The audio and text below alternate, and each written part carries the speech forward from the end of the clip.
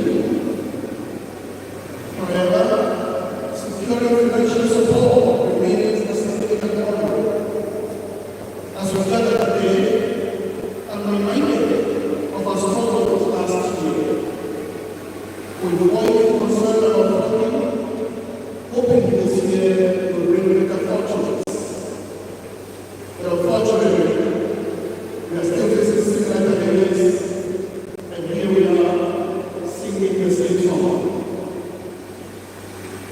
When we're reminded of our personal sacrifice in the executive council members resolution, this model is no longer sustainable.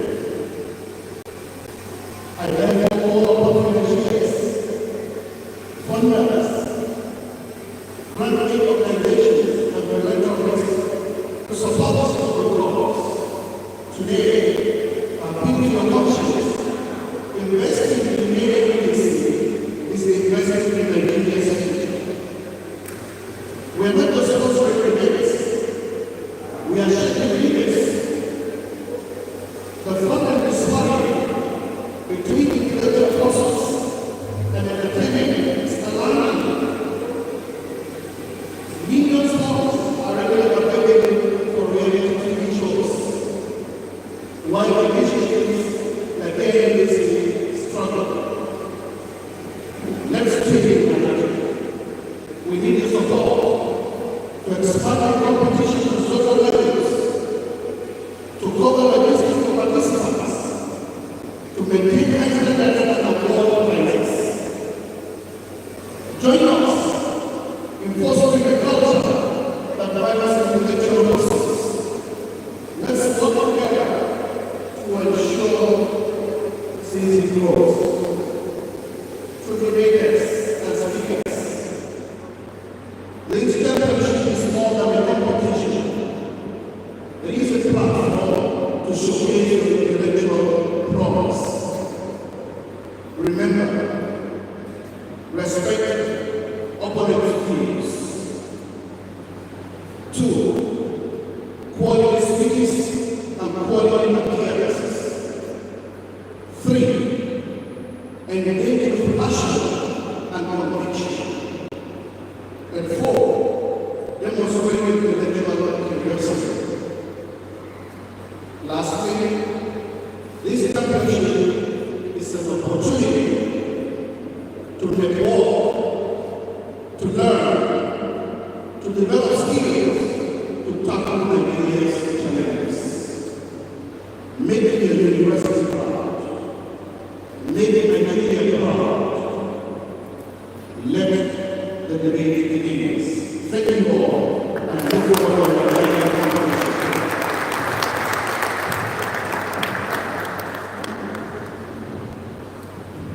When we listen to the message of the Satan to speak after the message, what do you do? Give the government. So the message for the next is citation of Keynote, that is the value of Keynote speaker that will be handled by Otie Edwin.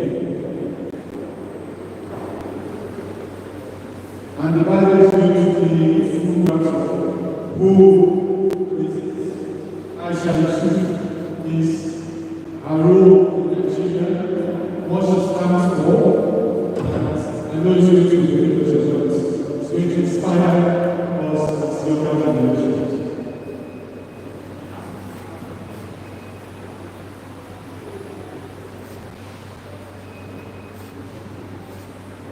Good morning.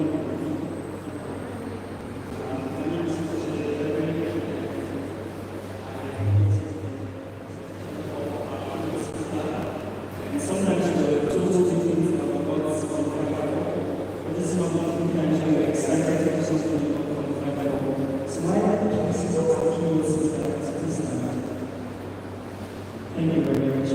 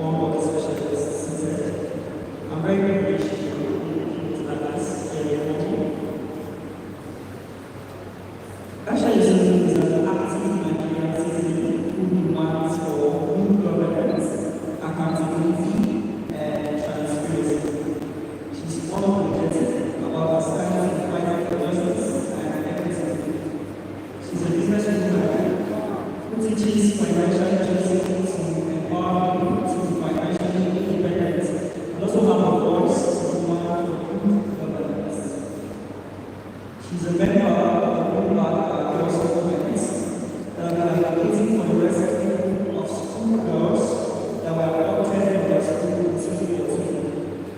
She's a key past chairperson of the strategic team of the movement. Aisha Yesufu was part of the NSAS project at this point in time.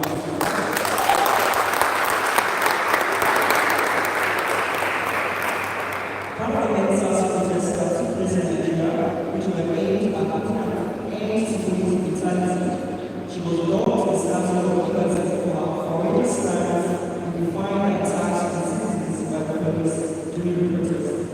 She was also named one of BBC 100 Women in 2016. A list of the 100 aspiring and influential women from around the world for 2020. She's regular herself as well as the appointments fellow, which I think needs another round of applause. Thank you very much.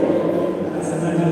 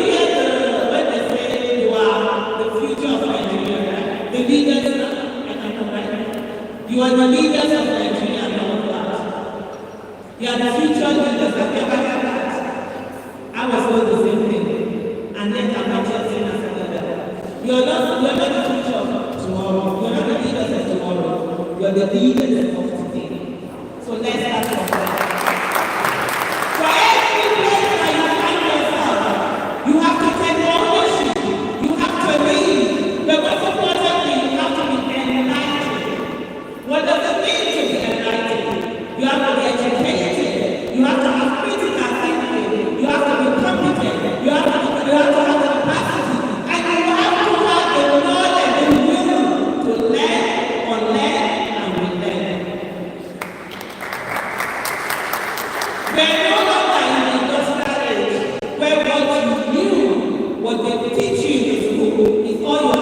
go through. This is the information age. We are even past the information age. We are entering the machine age, machine era.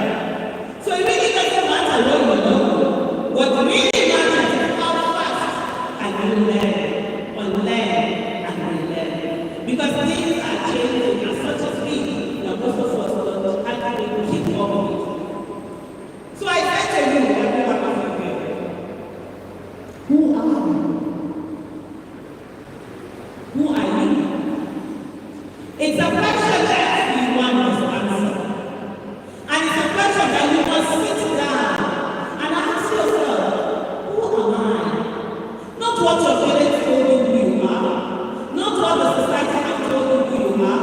Not what anyone has said who you are. But in your own mind, in your own space, you will find in yourself is one of the first steps of being enlightened. Because a lot of people don't find themselves. They go through the motion of society. Sometimes they want to please everyone. And at the end of the day, there is a conflict between the outside and the inside. And it is going on. So the first thing you have to do to be enlightened, sit down and ask yourself, who am I? Sometimes it can be a painful experience. Then you sit down and map out yourself. Be truthful to yourself.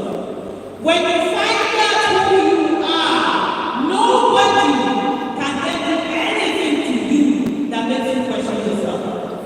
In today's world, especially with social media, you have people insulting, abusing, attacking, right? When you begin to do something, there are people that will come after you. But when you know who you are, it really affects you.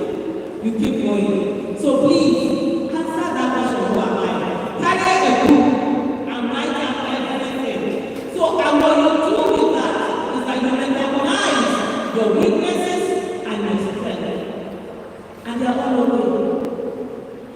You amplify your strength. You work on your strength. You become better with your strength. And then your weaknesses, you do a little bit about them. But most importantly, contract it out to someone to do. I'm good at sleeping. If you give me this night, I can sleep for 10 hours without very water. That's my strength. But if you tell me, Aisha, when you're studying, sit down and write a report. I will spend 10 hours. The paper is still blank. But you know what? I'm okay with my weakness. Yes, I can push myself and actually write. But that's not my strength. Then why would I bother having to do that? I will simply contract it. I've said what I know. This is what I can say. Put it in writing. You get that how you work. And so you become a better version of yourself. And because every one of us, there is something, there's a talent, there's a skill that you have. But most times what people do is that they focus on their weakness rather than on their strength. And they keep struggling with their weakness and forget that they need to amplify their strength. I drove in here today, I wasn't the one driving. Someone who I have to say, you need to come here. If I can come here myself tomorrow, I will get lost. It's one of my weaknesses to know where this is. So what do I do? Contract it out. So that's something that everyone wants to understand. The next thing I'm going to say, of course, is that don't sell yourself short. A lot of people sell themselves short. A lot of people are afraid to do what they need to do. And they stand behind their shy. Remember, growing up, they were told, oh, don't make so much noise. It's better to be quiet and all of that. As an adult, it's not better to be quiet. Be heard. Some people say, Aisha, why are you so loud? I said, when I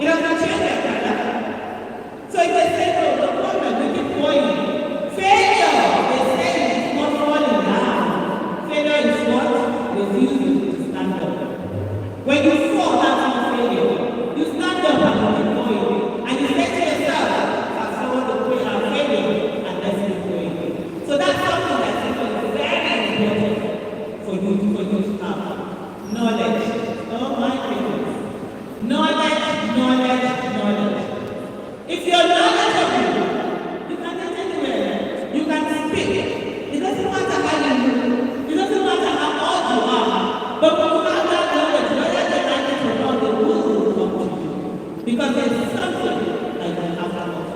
So it's very important for everyone to ensure in being enlightened that it requires much knowledge of the fact. To go beyond what course you're reading, read widely, and today we have audio books. So you don't even while you're working, you're also reading, you're learning. And then when you get to places, you're able to speak. Because at the end of the day, Nigeria is as good as its citizens. And you are a citizen. Enlightened youth is what we need in this country. People who do not allow religion, tribe, gender, age to divide them. People who stand and ensure that the right thing is done. I say to people, how do you know you are the tribal power? How do you know you are the tribal power? They told you, right? You grew up with your parents and they said they're a tribe. Why if you know your parents?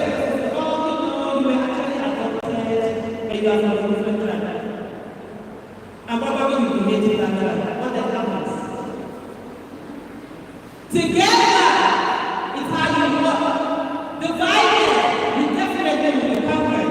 And in today's politics, a lot of people have decided that what they will do is to continue to divide the people so that they will get in there. And they tell you about religion, they tell you about ethnicity, they tell you about gender and all of that. Does hunger no gender? Does hunger ask the question, does hunger no gender? Does hunger no religion? Does hunger no tribe? I never went to the market in Iceland and they say, oh, what tribe are you? And I told them their tribe and they gave it to you for free. If that doesn't happen, then why do we allow it to divide people? For my generation, we grew up under military. We were subdued. We were militarized. We were told that every time we have to obey, even when we finish, we obey. But your generation shouldn't make the mistake that we made. We stayed away from politics. We stayed away and said it was dirty because we were conditioned to believe that it's dirty. It's not. People sometimes, as I was telling you in the conversation we had at the beginning, democracy probably has failed in Nigeria. Democracy hasn't failed. We have not engaged with democracy. We've stayed away and been aloof. We feel pride. It's something of a pride for someone to say, no, I don't do politics. I'm not partisan. But we are all political animals. Everyone is not here today.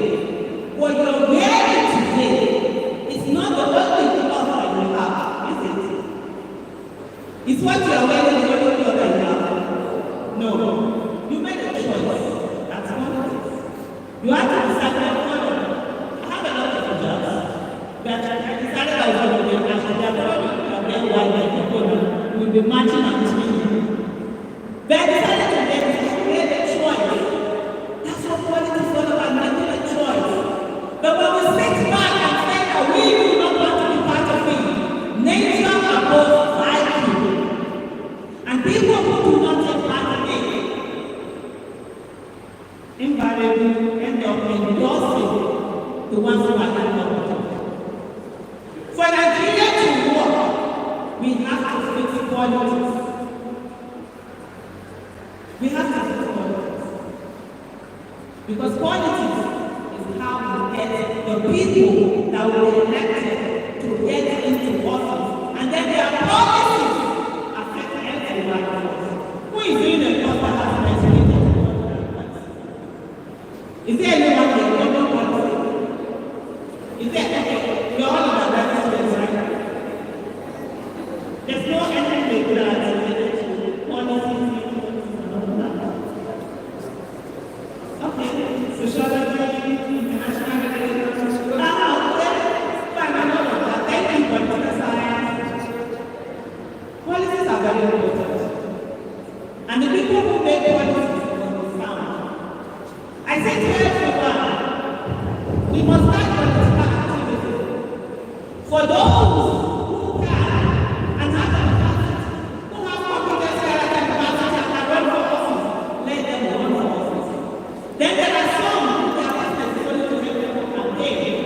They have to do that. And there are some who are going to raise money for people who are running for office. Some will just decide that they will be holding them accountable. For each of these qualities I've mentioned, one thing we need to do one thing. Like I was saying earlier, democracy has not failed in Nigeria. We, the people of Nigeria, have refused to engage in democracy. Eternal vigilance is the price I will pay for democracy. I think it's former Jefferson that said that quote. For you to have a democracy that works, you have to engage, you have to be active citizens, you must occupy the office of the citizen. Many people do not occupy the office of the citizen. Many people stay away, and the office of the citizen is the highest office in the land. The office of the president is the highest political office in the land. So your office of the citizen is higher than the office of the president. But most people don't know that. Because we are brought up in a society where you just have to obey. There is something that I say to people. The first set of dictators that Nigerians met are their parents. Parents are the first set of, I'm a parent and my youngest child is 22. She'll be 23 in December. So I take responsibility. The first set of dictators, because you're told don't talk, be quiet. If you ask for no question, you say why, you'll be beaten. I was beating a lot of friends as a child. I didn't mind. What do you think they have to say? So because of that, parents grew up, children grew up, and they went to school, and the teachers were also potatoes. I remember in my time, sometimes if you write anything outside of what your lecturer has given you, some lecturers will say you. Literally. And I hope it's not happening now. But what it does, like, it constrains people to practice. So your body for daring to think out of the box. That's dictatorship. We go to the religious household. The priest is man. You must obey them. Whatever they say is final. You can't question everyone. That's also dictatorship. And guess what? When you now grow up, most Nigerians grow up, and they simply replace their parents, teachers, their religious leaders with government. So now whatever government says, they will do it. Most people do not understand the implication of things that are being done. You saw when they said they are going to sing the national anthem. I want that. And some people have said that that's disrespectful to the nation. Sometimes for conscious laws, we have to stand against it. I'm not going to sing that national anthem, but that is not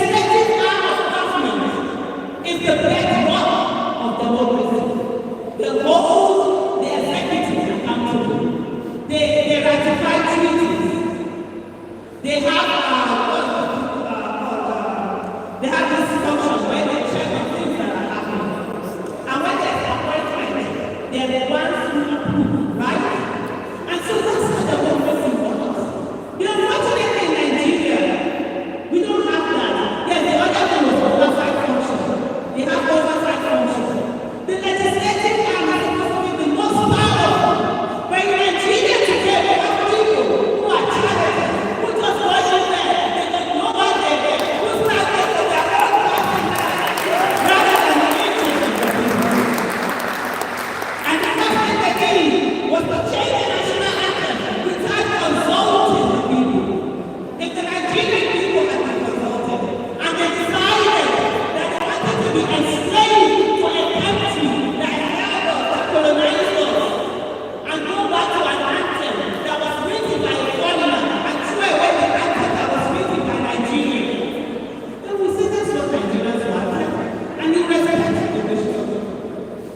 But when there's no consultation, there's a problem. And that's why we must engage in democracy.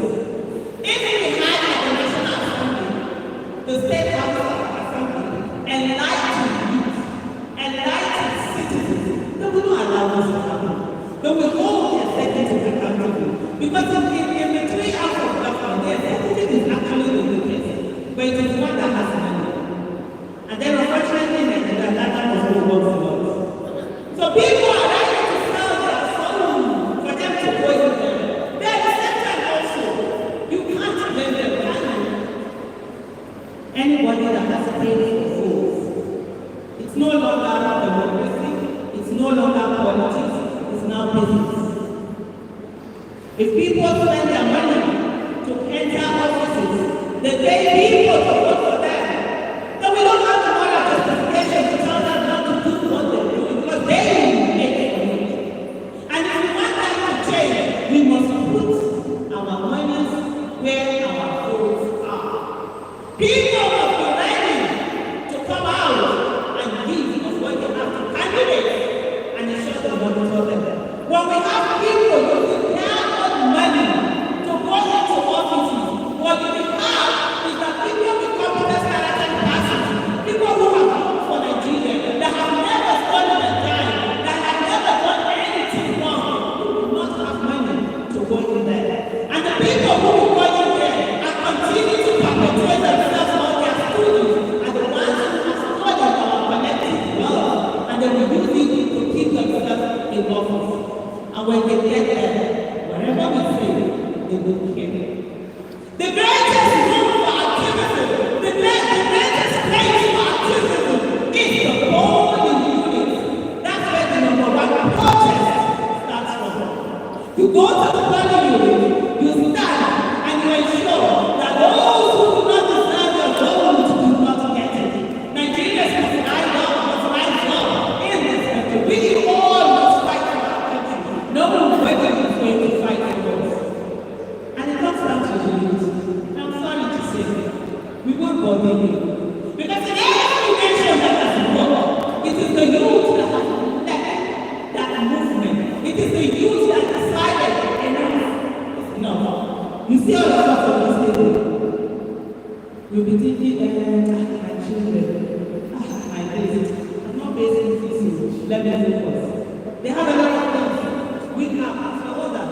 The things that we do when I was a youth, I started my university in 1992. When I was when my parents said to me, don't join any protest. Don't enter. I'm on the first protest that was here. I was here. They closed down the school. I get back home and they closed down the school. Did you join the protest? I did. So many things I can do as a young person. I'm not able to do them. I'm making crazy stuff. And there are a lot of people who are able to do them. And the thing also, with the kind of medical breakthroughs that we have in technology, you find out that people are living longer. Some of you are going to be getting less than 17 years. I'm not going to be here. You understand? You're going to be getting less than 70, whatever. It's a woman with a woman as well. You might be technology or whatever discovery that these people. But imagine if you don't fight for that great country.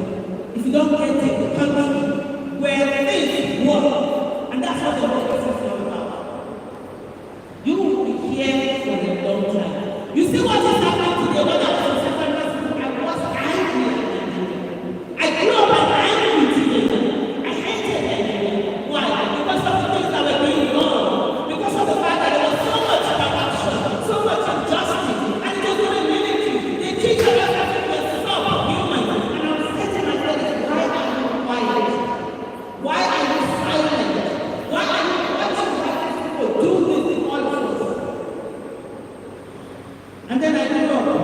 I finished school. I started doing my business. I have a business and I've never worked for anyone. I have no patience working for anyone. People say I'm perfect and never do about me. Yes, maybe someday I might decide to work for office. That will be accountable to the people, not to one person.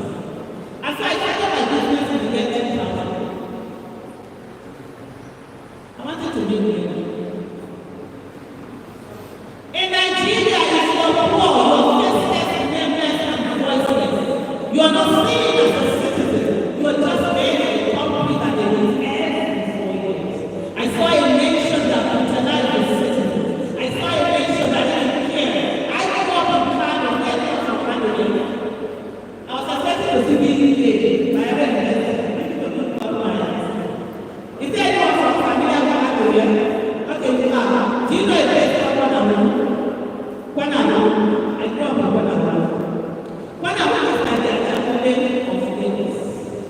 you're talking in short, as a former person, I meet you and I tell you that I'm from Pema, we are afraid. Hey, chop.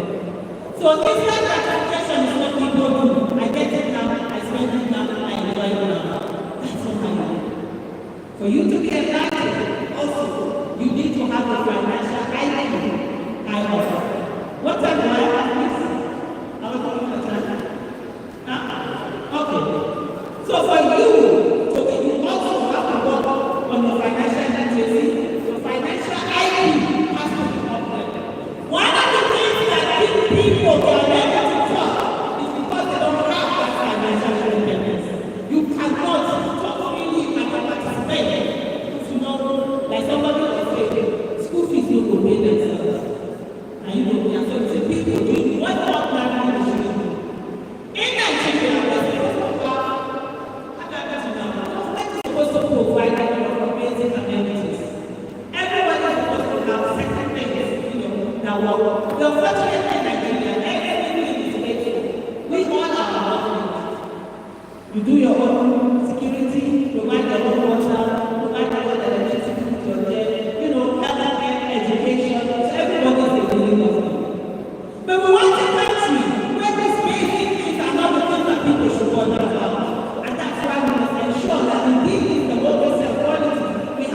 people who care about the nation being part of it.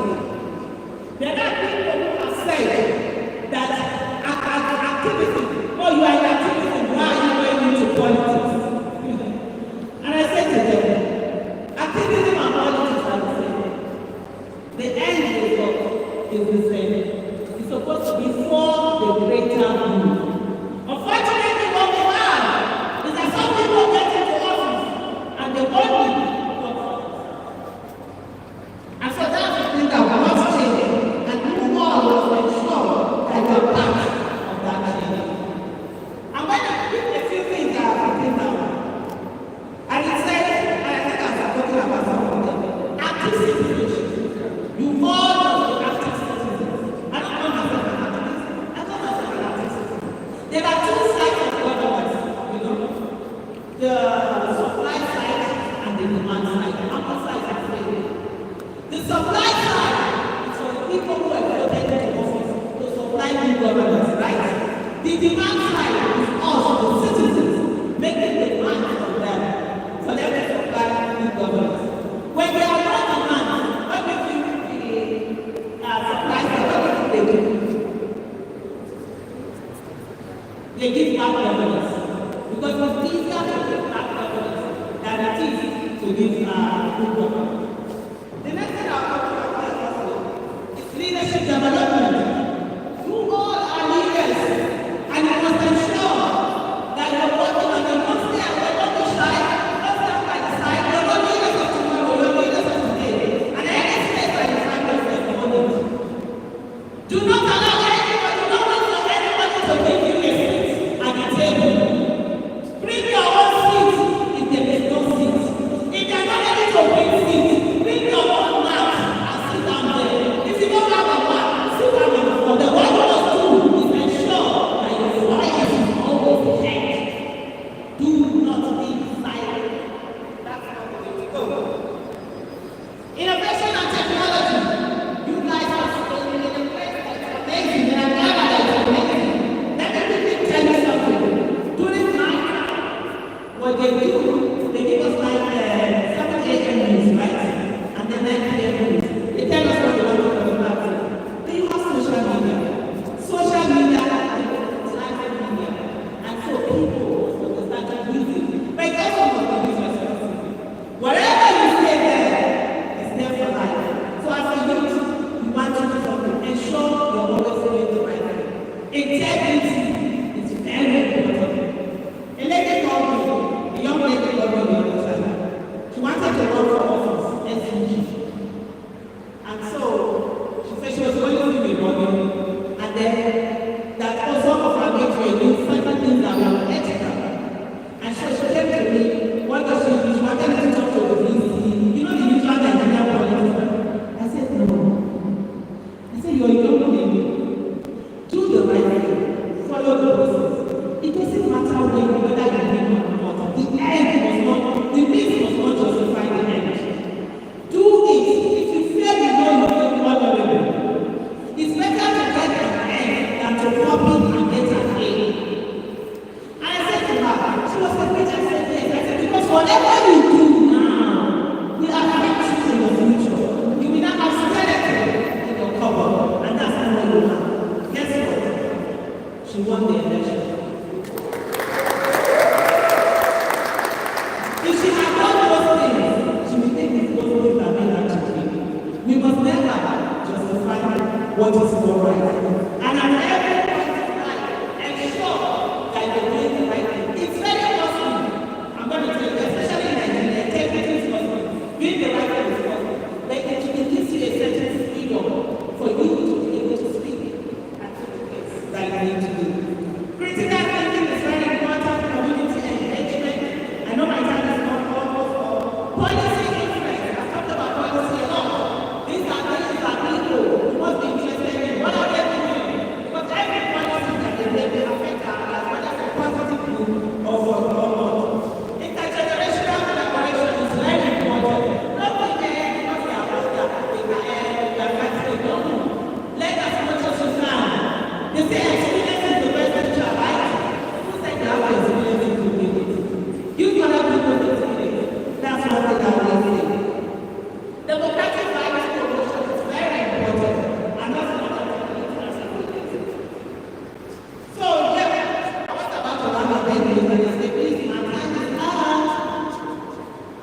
said, go out here today. And I might do once again. That all Nigeria is more Nigeria today. That you are the citizens of this country. And we will do whatever it takes to ensure that you are the country that works for everyone. Do not allow anyone to tell you that you are not up to. Do not allow anyone to trample on your life. Your parents' rights may trample upon, but do not allow your generation to allow those who do not believe in this country to continue to keep this country down.